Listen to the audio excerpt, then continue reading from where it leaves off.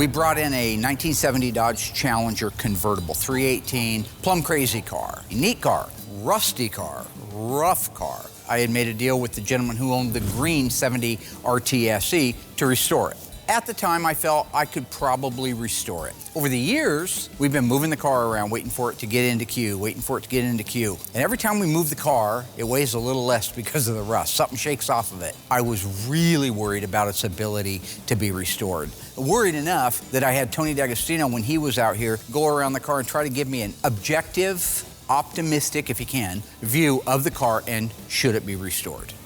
I know he says it's a rough car, but still, it's a E-body convertible is the #1 desirable type car. To make things even tougher for me to make that decision, Brian, when he was out doing an interview for the RTSE, he talked about that car and what that car meant to him and how it had been a part of his life. My name is Brian Lansford. I'm from Wadsworth, Illinois. In the late 90s, mid-90s, I bought this convertible behind me. So after I purchased the car and had it for a while, nobody around did Mopar restorations, and this one was in need of much more work than the other car that I have. I decided to go ahead and cut that car loose, and the car had been sitting in this guy's backyard since 1999, and I got a flatbed, made a deal, wenched the car out, shipped it to Mark, and that's the start of this journey. You know, it's a sad fact that we can't save them all. I wish we could. You see all the cars in here? We're gonna save all of them. I wish I could save everyone in the world, but we can't. It's a sad fact. We just can't save them all.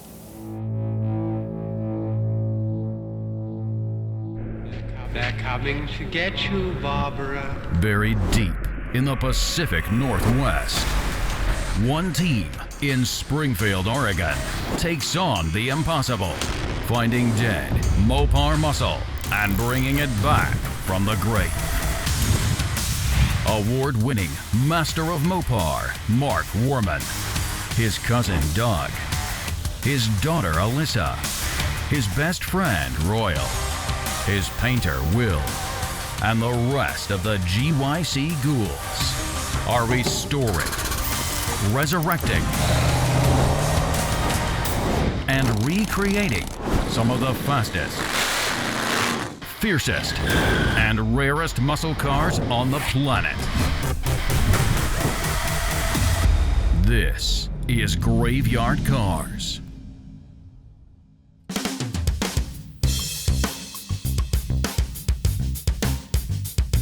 Okay. So the steering wheel horn. Steering wheel, I don't know if it'll clean up. You've cleaned up a lot more wheels. If that's, it's not cracked. No, believe it or not, the wheel doesn't matter. Because you can put that other piece on another wheel. No, I know, but I'm just wondering how the overall shape of it. The wheel is worthless. Now, the other reason I had Tony looking at this car with me is that he knows parts. Because let's face it, if we didn't restore the car, then what do we do with it? Crush it? Well, there's parts of it we'll crush, but there's a lot of good parts on it. Tony is a parts guy. Tony's Mopar Parts has been around since I was a kid. We were both kids in this business starting out. I knew I could trust him to tell me what the value of the parts were, what the marketability was, and then at the end of that, we could add all those things up and come up with the prices. Hey, this thing worth more dead than alive. Outside door handles, this one's in really nice shape. I know they make the new ones now, so is it same thing? I sell NOS pair for $165. So it's worth 50 bucks for a pair of used ones, maybe 25?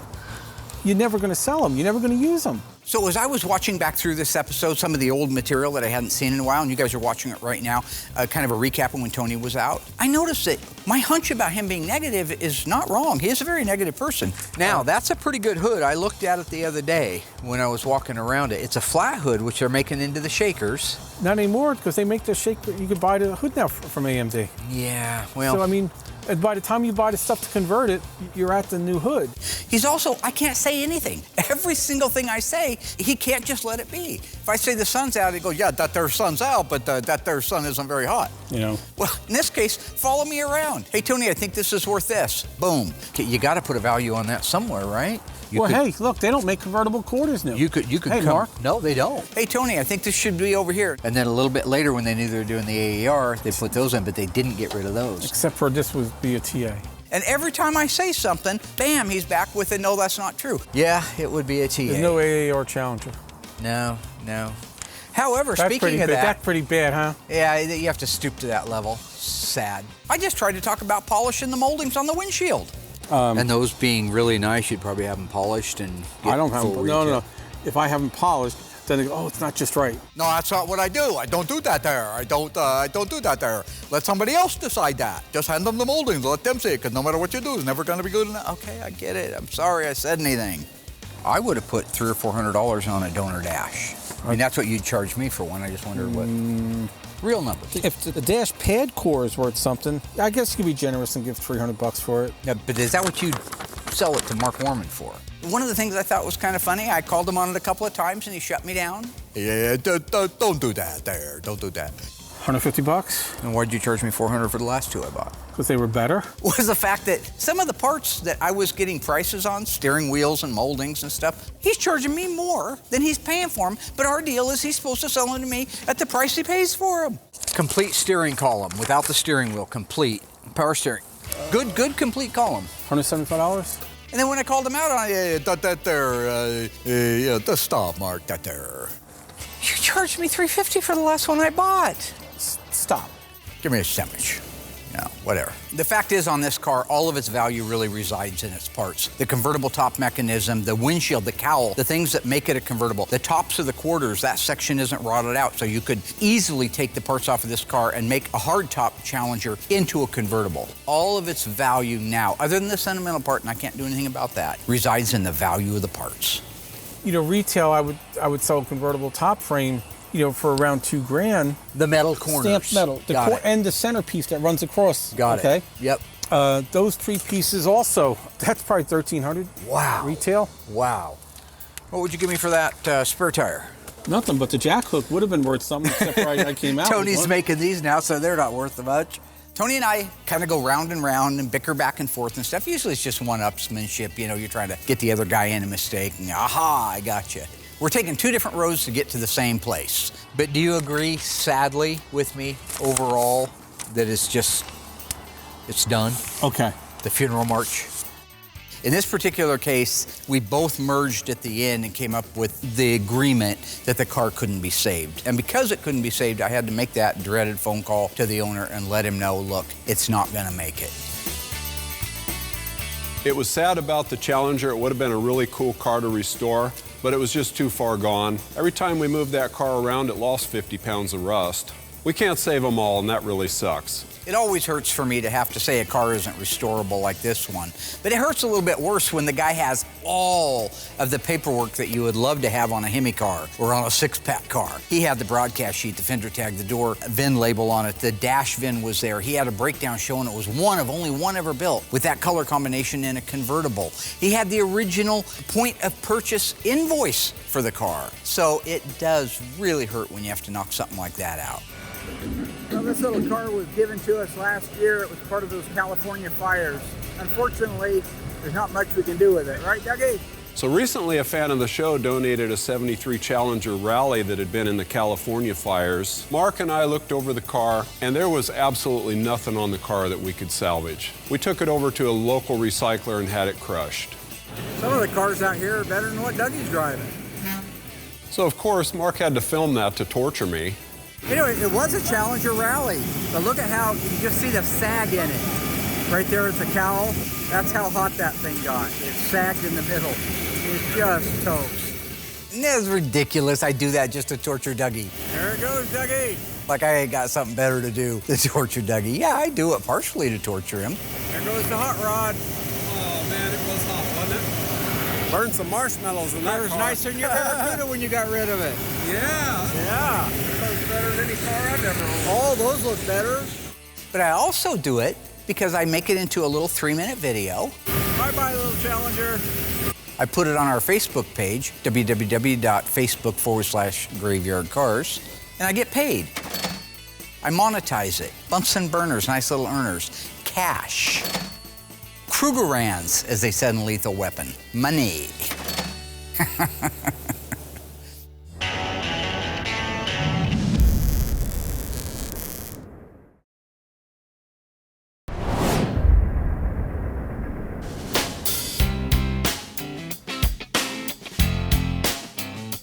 You know, we're getting a lot of cars really pumped out of the paint shop right now. I've been with Mark for 25, 26 years. This is the best crew we've ever had. We joke a lot, we pick on them a lot, all that silly and fun stuff. Michael, meat sweats. You like that still? No. You know, Cornbread. You like cornbread? Yeah, over all of them. We still call him Michael Meat Sweats because he still eats a lot of meat and he sweats a lot. And that's why he's got the gloves on.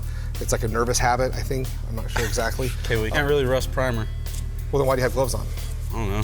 Safety precautions. Safety from what? Whatever. But what it comes down to, everyone's just kind of found their place. I have the metal shop doing the best work they've ever done. We have our Bondo guys. We have a younger guy, and we have an older guy that work great together, and both of them are doing about a car every 2 weeks. I have my helper Noah that's been with me for a while, and my son Brody who's learning. So this is honest to God, the first time we were just doing a great job. So when you're converting one of the muscle cars over to accept one of the late model crate engines and transmissions like the Silver Sport 6-speed, there are provisions you have to do to these cars. One of the biggest ones, converting that floor over to be able to accommodate that 6-speed transmission. It's a bigger transmission, bigger bell housing area than what the cars came with. So we have to raise it way up high and open it up. There are actually templates, if you look carefully there, you'll see there's some templates that are put down on the floor. We have to bring the floor up, cut it open, bring the floor up to that height, add whatever material is necessary, weld it back up again, seam seal it, and then it's ready for paint. You know, this car is actually pretty cool to do. I'm super excited about it. It's a tribute car. It started life as a 71 Challenger 318 car. And we've done Hemi Orange a bunch, so some things aren't as exciting, but with this particular car, Hemi Orange, Hellcat, orange stripe, beautiful interior work. We painted the underside also, which is different. So it's a tribute, but with like a Graveyard Cars twist on it. This is something the customers wanted his whole life. I do not mind doing tribute cars as long as everybody in the world, those at home and those are the people that are buying it, know it's not a real car. The original car we're basing this one on was actually a 446-pack 4-speed 71 Challenger RT. EV2 Hemi Orange with the orange side stripe. It's actually in the book, the orange longitudinal stripe. So when this car is done, you compare it to the pictures that the guy sent me that we're building the car for of what the original car looked like. It should be an identical twin. And to me, I think that's just the coolest thing. There's only one of those other cars, and some guy, I believe he's in Canada, owns that one. This is going to be another one. The big difference is it's going to have the Hellcrate 707 horsepower engine in it, like we put in our Hellbird, the Superbird.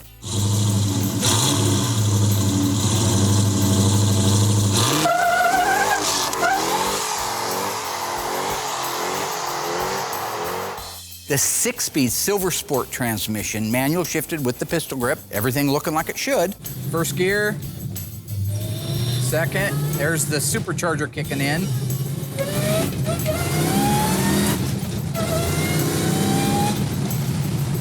Oh, that's wild. With the Mosier Dana 354 rear end. The rest of the car, 100% the way it could have come from the factory. So for the sealer, I do 2 coats of the DP90. By the time I get done going around the car once, it's almost time to go around it again. So that gives me my 2 coats there, fills any of the imperfections, light scratches. Then at that point, I'm ready for my color. So when I go to paint this car, it's all done in base coat, clear coat. We used to do it in single stage, and I've always done it that way. Problem with that, you kind of run into, it's got a metallic in it. So when you go to cut and buff it, it has to be done just a certain way. Otherwise, you'll move the metallic, kind of like on our Daytona hood that I had to repaint base clear. So what I've done is really got this formula dialed in. Base coat version is just spot on to what the original was. So for all you people at home that want to know how to do this, in PPG, that's all I can speak of, that's all I know.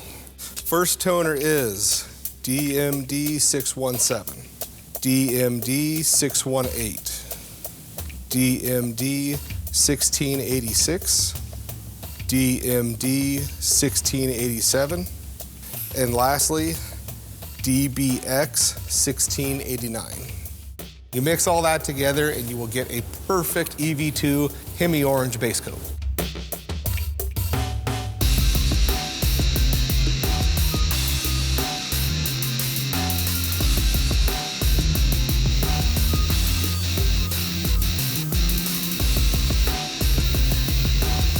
See it? The slow motion stuff, you stop it. It's your fault. You talk to those editors. If I see another thing with Will doing slow motion stuff, I'm gonna absolutely vomit. So stop the slow-mo. Sever the bloodline. And you're the bloodline.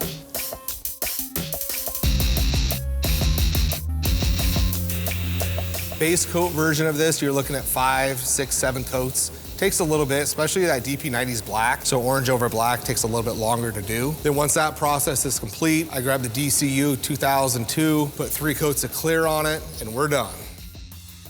On this 1971 Challenger, we've got the engine compartment all painted, looks beautiful. We still have all the jam work to do inside the trunk, inside the cab, because Mark told me the wrong color to paint it to start, so I got to go back and paint it the right color. Engine compartment's done, the cab is done. We're gonna get jammed out. There's your dinner, As soon as I just want to get through my day. This is that Zag I'll have Nut Shane bar. come over, Eat the Zag hang Nut the bar. fenders, hang the doors, hang the hood, what you're feeling like. kind of do like a final fitment type thing. You remember? And then at when, that in point, 48 I'll do a hours, final block. We'll get the when they whole get in the entire big thing fight at the painted. end, and old Nolte's saying, your boys came Then once and it's saved painted, your ass when they I'll did. have Noah come over. No, get the cut that's and buff your character. done. You're Once the the one cut that and buff says is that. done, we'll push You it over. say, I was about to We'll get your push it ass, over. Gates. After you throw them in the We'll garbage. push it over to assembly. I've noticed with these movie references, he's always like, the number one. He's the cool guy, the hero, whatever. And I'm like the villain or some other things that I can't repeat. But I'm always seem to be lesser than him in these movie roles. You ever play roulette? Always bet on black. I'm Axel Foley. He's Victor Maitland. Lethal Weapon. He's Mel Gibson. He's coming out of the smoke on the motorcycle with the fog machines, and he's great, and it's all good. And I'm like Gary Busey. It doesn't work out. He's got some cool moments, when they held the fire to his arm, but then he got killed at the end. I think one time I'd like to maybe be the main guy, He's Mr. Joshua, all right? I'm Mel Gibson with the nice ass drinking the beer naked in the trailer with my dog down on the beach. Okay, that's me, all right? He pushed Amanda Hunsaker out the damn window, for all I know. Why can't I be Jack Nicholson from A Few Good Men, and Mark could be like Demi Moore? No. I'm Colonel Jessup. You saw the animation. There's a whole animation where I'm actually Colonel Jessup. You want answers? I think I'm entitled to them. Do you want answers? I want the truth. You can't handle the truth. Son, we live in a world that has colors. And those colors have to be mixed by men with paint guns. Who's gonna do it? You? He's just jealous. You don't get to flip the script like that. And I'm gonna be what, Demi Moore? That's ridiculous. I'm Kathy. If anything, I'm Kathy. He says, I'm tired of you treating me like this, and I want to go somewhere nice to eat.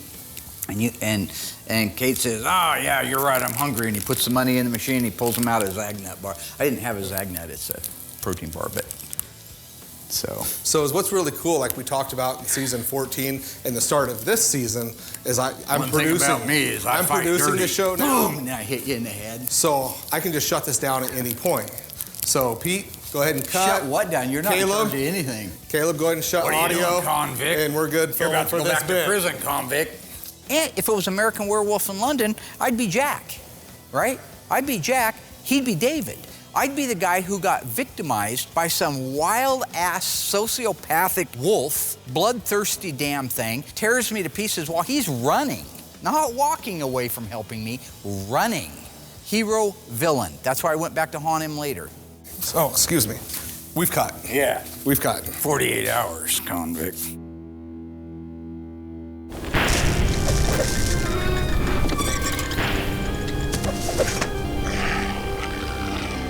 Previously on Graveyard Cars, we restored this gorgeous, stunning 1971 Dodge Challenger RT.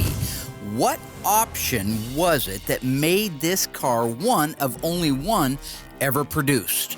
Was it the 383 Magnum, the air conditioning, or the formal roof? Stay tuned. After the break, I'll let you know how you did.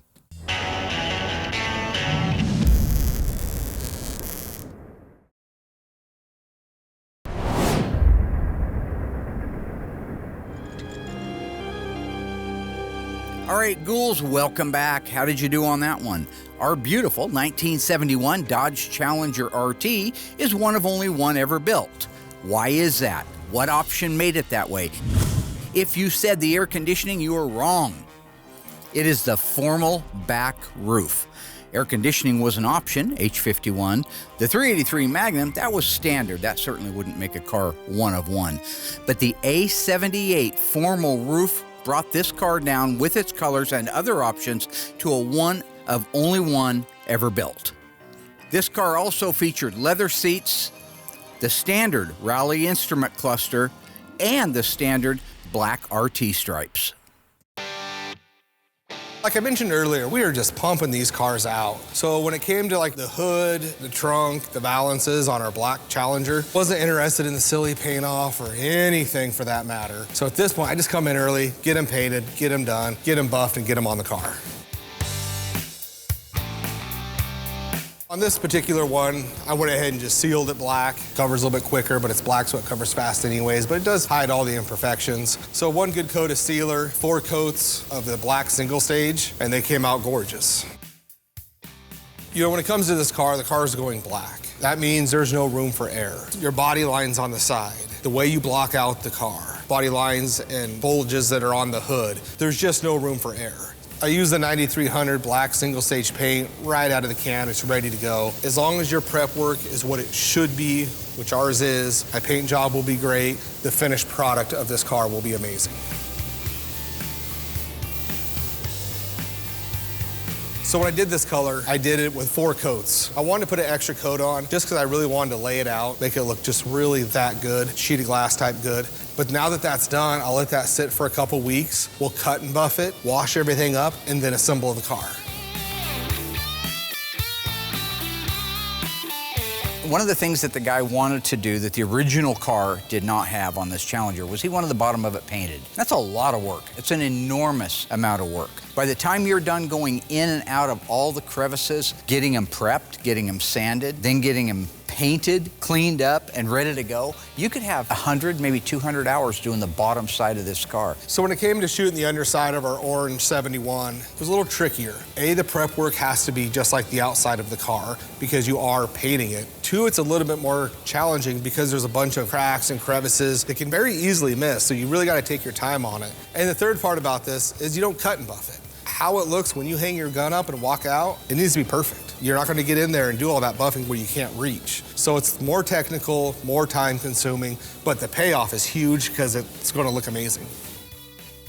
It's not that we're not used to doing paint work on the bottom of a car, but when we do it, it's usually to emulate the factory dipping process. So if you go back to Brett Torino's gorgeous, one of 2 ever built 1970 Coronet RT convertible 426 semi 4-speed cars, that one got painted the gray, the factory simulated gray on the bottom. Then when you paint the outside of the car, the color just blows in on it. Very natural, very OEM looking. Cindy D'Agostino 70 Challenger RT, we did the same thing. We've done it a few times. The nice thing about that primer that you're putting on the bottom is a flat, maybe an eggshell at best. So you don't see all the sand scratching, all of the problems that you will through a metallic paint job. So the bottom of the car, when you're painting it with body color, in this case EV2 Hemi Orange, it has to be prepped as well as the outside of the car.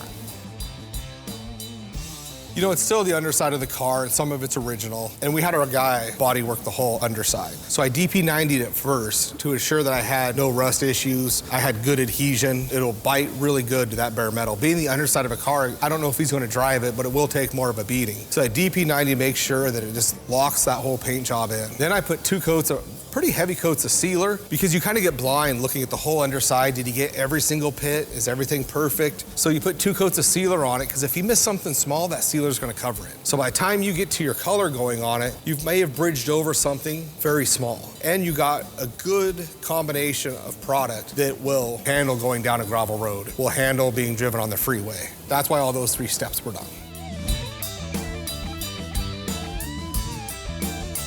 Since we're not cutting and buffing the bottom of this car, I can do it in single stage. I can get it covered in 3 coats. I'm in there half the time, and as long as it's prepped right and you take your time, it'll come out not needing buffed, which it did.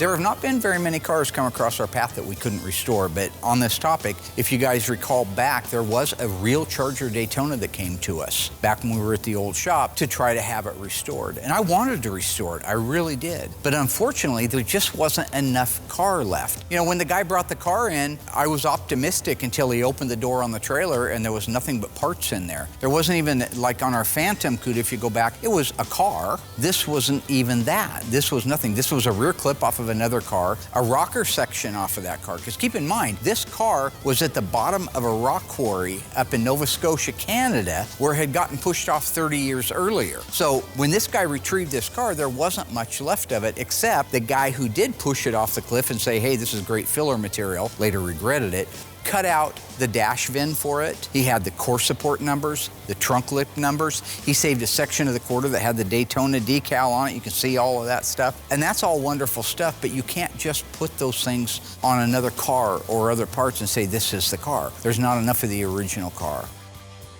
Where's the rest of the car? I just think he took the wrong exit and was supposed to go to the scrapyard. Another great thing about when you watch back through some of this old footage is it reminds me how much I hated Darren. Is there anything really to start with? That's, I think, the bottom line here. What do you start with on this car? Just like with Brian's car on this Daytona, I actually conferred with Tony D'Agostino on that one. I called him up and I sent him a bunch of pictures. We looked at the pictures in real time together. He agreed with me. It's just not a complete car when it's done. Basically taking the numbers off of one and putting it on something else, and we just don't want to do that. So that car, unfortunately, also had to get knocked in the head.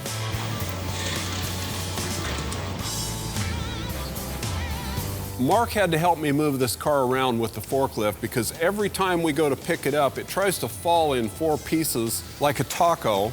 You know, it's a convertible car, so there's nothing holding it together when the top's down anyway. Something like this, if it could have been taken care of, would have been really nice, but there just wasn't much left of it. If you go out through the lot and you look at the cars that have rusts on them, there's rust where you can put your hand right through the quarter panel, no problem, but the frame rails are solid, the floors are solid. Those cars structurally are still good, solid cars. So the more of that rust that you have, like in the frame rails and the floors and the underseat pan and the aprons, the more it compromises the integrity of the body. This car is rotten from the belt moldings down, literally rotten to a point where there's nothing. So when I raise the car up or try to raise it up on the lift, that's why it looks like a Lamborghini. The doors just kick up in the air like that. This thing is in bad shape. Every time we moved it around the lot, it would fold in half, but now you can see it. We go to raise the car up and it folds literally in half. So this car was falling apart so bad, I couldn't even figure out how to get it up on the hoist. Mark thought up the idea of using the hoist and the forklift at the same time to pick this thing up so the front end didn't just break off of it. All convertibles come with reinforcements. They have the angle iron inside the rocker. They also have the torque box at the front and the rear. I'm showing here that the torque box is completely gone from rust. The transmission cross member, I can literally bang up and down like this, like a rubber band. There is nothing left of that car. Okay, so another thing we have to do now is get under this thing and start trying to unbolt things. So normally we have a procedure to take these cars apart, but with this one here, it was quite a challenge. We just decided to use a torch and a hammer. So once we got everything unbolted, we were able to get the engine and transmission out, but it wasn't pretty.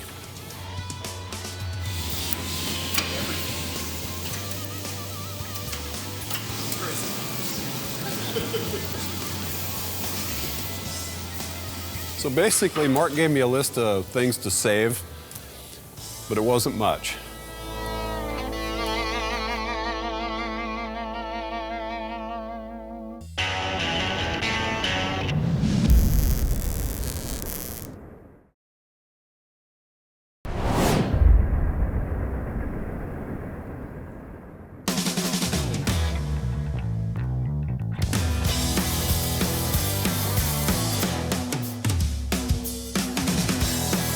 Okay, so today is the day. It's going Hemi orange. I've already waxed and creased it. I just want to paint cars. Hi, Willie. I've already got the wax and grease done, so at this point you go through, tack and blow it. I'm a good dad, I'm a good boss, I'm a good painter. I don't need to be Jaws. Getting a little Getting rid dust. of dust particles off the car, and then we can start dropping our base coat on it. Looking good, William? When it comes to painting the car, I wait till I know when Mark's in bed. He's not a night owl. He'll be in bed by 6:30, taking his little slippers off or whatever his routine is, his half-gallon of NyQuil. In typical fashion, one of my rap friends around here, I don't know which one, obviously sold me out, and shows how much pull I have around here. EV2? What color is it on a Dodge EV2? I always forget. So you guys at home, if you get tired of Mark jumping in, stuff like that. Hey, this is why you get overspray in your engine compartments right here, because you have these little peekaboos. And then peekaboo. Maybe I should try church. If I'm as bad as Mark says I am, maybe, I need church. Rare car, my friend. This one's a tribute to it. You know which one we're doing, Bubba? William? Are we getting along now? I'd like to, if that's okay with you. I would like to get along with you. Unless for some reason I have to correct you. It's kind of like a magician, right? My teaching style. It's a sleight of hand. He's so focused on hating on me for my ridiculousness, my silliness, as he would call it, that he doesn't realize he's actually learning something at the same time. He's hating it so much, he's actually learning something. I'd like to. Just talking to a gentleman named Lloyd. From Dumb and Dumber? No, that would be what you'd go to. No, The Shinnin with Jack Nicholson. Lloyd was the bartender, the make-believe bartender. I don't know what The Shinnin is. The Shining. Oh, The Shining, yeah. You ever see it? Yeah. Shot up in Portland. When it comes to Mark's movie references, he doesn't pick up important plot points of the movie or something everybody that he's telling the story to can relate to. He picks the dumbest part that nobody even cares about and then tries to take credit oh man, and then he beats it into the ground. Stop him 6 months later. Put a loaded gun to his head and a firecracker up his ass and threaten to light it. I promise you, he will remember everything. And that's what teaching is about. Going to the ear with a point and the heart with a story. Whoa, a minute, hang on. How come you don't have the hood on, buddy? What's that? Are you gonna do the hood separately? Yes. And the deck lid? Yeah. Remember that episode not too long ago where you were saying if you don't paint all of it at the same time on a metallic, it won't match? This is such a fine metallic, it's okay. So a lot of circumstances, these cars are too big to have a hood and deck lid in there with the car. So I'll do them separately. The air pressure, I have a digital little gauge on the back of my gun, so I know the air pressure is good. However many coats I put on the car, I put on the hood and the deck lid when I go to do them. So I've never had a problem actually painting them separately at all. Fine metallic. Yeah. Okay, gotcha. My only point here isn't to pick on him, is just do what your lips say you're gonna do. You can't go tell our people, our faithful audience out there, that because it's metallic, I have to paint the car all together and then decide later because of the size of the metallic, I don't have to do that. Well, all you're doing is keeping our audience on an emotional yo-yo. You don't deserve that. I respect you more than that. I paint these cars apart in most cases. If it's a metallic, the doors will be on it, the fenders will be on it, but the hood and deck lid are off. So what we should have said in that episode was if it's a coarser metallic, you've really got to paint it all at the same time. You're the one that tells me what to say, sir. I don't know. When you do your interviews, I don't think I write them, sir. Oh, cool. You hear something funny? Yeah, I just did. Okay. When it comes down to it, Mark does write these questions to inform people at home, so they know what we're doing, our process, stuff that they want to know. Belt molding car, G36 car too, Will. Nice. Dual outside painted mirrors. Are there provisions in that, by the way? Yeah. There is? But he goes so far that I have to go off script. Otherwise, if I go with what he says, it's going to be nothing like, oh, Mark's the man, ice tray, and he's got an award from Mopar. So they did add the second mirror? Oh, okay. You just asked that. Something I want to show. You guys see those two little holes right there? Nobody cares. They just want to see the cars get built. So I have to go off script. I'm a rebel. Yeah. Well, I'm not talking to you, I'm talking to my audience. What I did is I just told Mark, hey, there's some attractive fan up in the office. Gone. Words of wisdom, Lloyd. Words of wisdom. Now that I got rid of Mark for quite some time, more than likely, we can get this car painted. Again, this is my own formula. Got it mixed up. Looks great. 7 coats to cover. Hit it with that clear coat, and under the right lights, that metallic will just pop.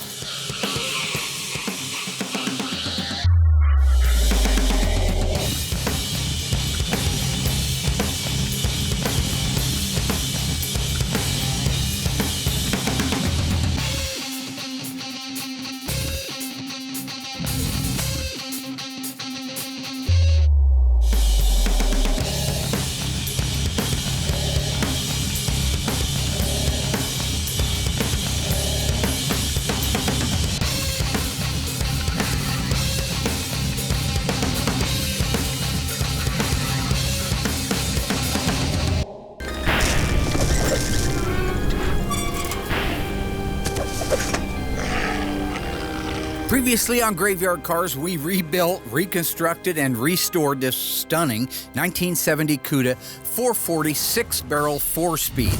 True or false, you could not get the shaker hood in 1970 on a 440 6-barrel Cuda? If you think you know the answer, stay tuned after the break. We'll let you know how you did.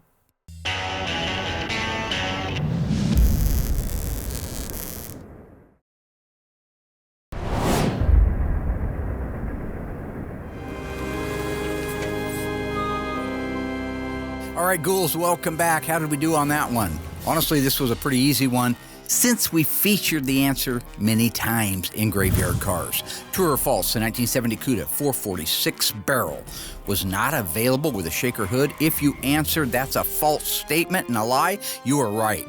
Absolutely it was. In fact, the shaker hood on the 70 Cuda was an available option with the 340, the 383 HP, of course, the 440 6-barrel, and the legendary 426 Hemi.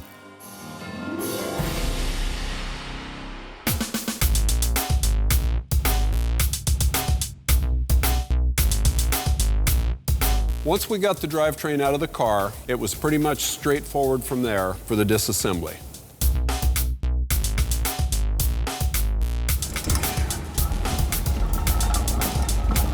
This is classic Dougie right here. This is what I'm talking about.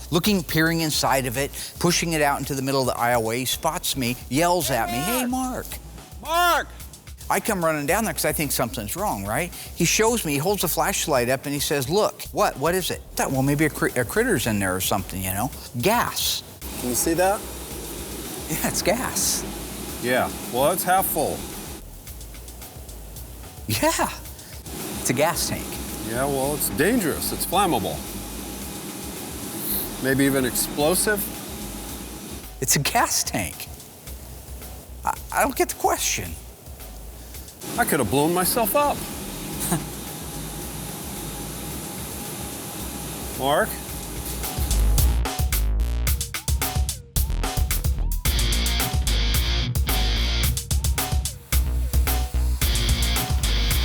Okay, so once we got all the parts off the car, I had to cut the aprons and the front end off the cowl because Mark wanted to save the cowl and the windshield as a single structure.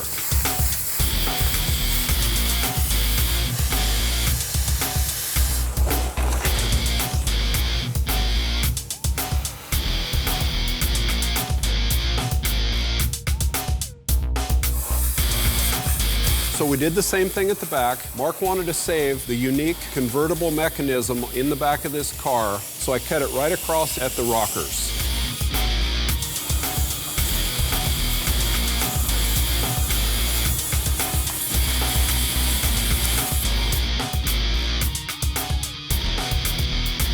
Now, another car that we have in the queue that we are going to save was burned like the Challenger that we crushed. But this car still has the original engine for it, the original transmission. It's a 70 Charger RTSE 440 automatic, and it's a loaded car. Quite possibly, when we're done running the numbers on it, it'll be one of one. All of the structural parts on the car are good, like on Wendell's car. Remember, we went through Wendell's car, and we determined that the frame rails and the aprons, everything down low was good. We just had warped sheet metal. That's what we have on this Charger. So stay tuned for that car to come through, because that'll also come back like the Phoenix Cuda. It'll be the Phoenix Charger.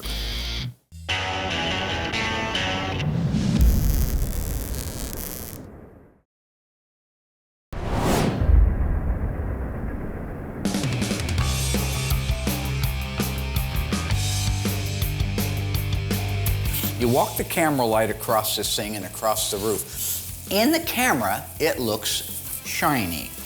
It is actually really a matte finish. Now, I know Will gets tired of me going in and out of the booth, but I also try to educate my audience. In this case, I'm being serious. This car is a base coat clear coat, and I just want to point out that the base coat has to be top coated with clear. So when it's done flashing, when you've laid it out and you think you're done, you're not done, because if you pulled that car out in the sun, that paint would blow off within maybe a month. The wind would literally blow it off. It must be top coated. So all I'm trying to do is trying to educate the audience. No, this is great. I love this stuff. Although I know you're super informed lit, will do just the same. Thank you. Yeah, me and my wife went out. Now we're downhill again. No, we're not going anywhere. So when I'm doing this in my lit, as you would say. You don't air quote something, actually, it's going to happen. We're going to have, what? What did you just say out of your face? It's actually out of my mouth. You don't air quote something that's actually. Your mouth is on your face. Will, you're welcome. I'm happy to help you anytime you need it. Just come in like that. You know what's unfortunate? Give me He's the actually signal. very helpful because there has been times where I've needed his help for One sure. of the best in the world, actually. And then that just ruins it. I'm Edward Van Halen. If I want to talk about how I was jumping up and down on Valerie Bertinelli in... So this is why I get in trouble, is because of you. Yeah. So like we talked about in prior episodes where it just goes too far. He's so full of information. If he would just learn when to stop. And see moments like this right now. This camera guy is focused, it's intelligent conversation. The camera guy... Corruption man got a cigarette in there. Okay. You know how you say, now I know he died of cancer, that sucks. Okay. So he had a cigarette. Let's get this up shot. underneath the strings. In all honesty, I love working here. That's why I've been here a long time. Mark is like a pain in the butt big brother. I love him to death, his family. I wouldn't trade this for anything.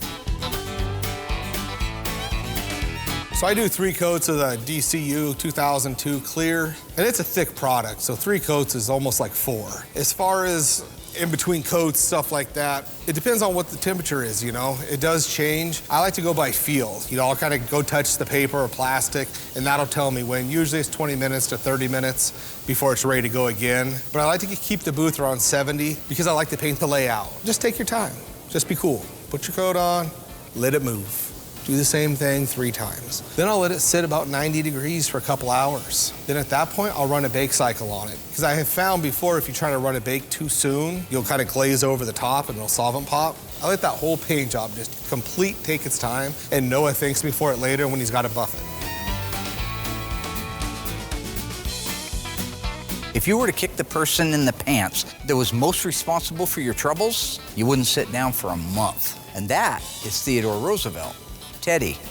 They called him Teddy. It's Theodore Roosevelt. I don't even know if he had a middle name.